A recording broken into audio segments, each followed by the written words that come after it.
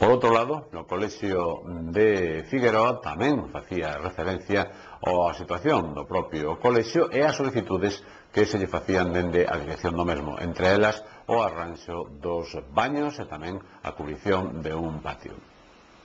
No Figueroa falamos muchísimos temas, a verdad que daría para moito, pero bueno, fundamentalmente eu creo que xunto ca AMPA do Figueroa e para a parte do equipo directivo falamos fundamentalmente dous temas que piden eles, que son unha cubrición dun patio,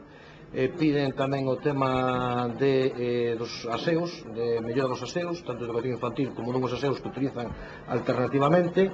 e logo despois tamén o tema de ventanas exteriores. Nos en este momento, nós neste momento o que sí podemos decir é que no tema estamos analizando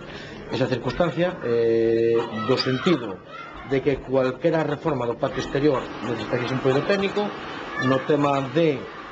baños e no tema do que son aseos e no tema de ventanas, eso sí creo que é máis fácil, máis factible, posto que ademais incluso por parte do equipo directivo se nos demandaba tamén incluso un aumento dunha unidade, xusto o que pide tamén a inspección de cara ao futuro, e polo tanto esa foi a demanda e a reivindicación por parte do equipo directivo e da propia AMPA do Figueroa, e bueno, levamos ese tema, levamos para facer o análisis económico oportuno e a ver se podemos afrontalo nese programa bianual 2010-2011 de reformas e ampliacións dos centros educativos da provincia de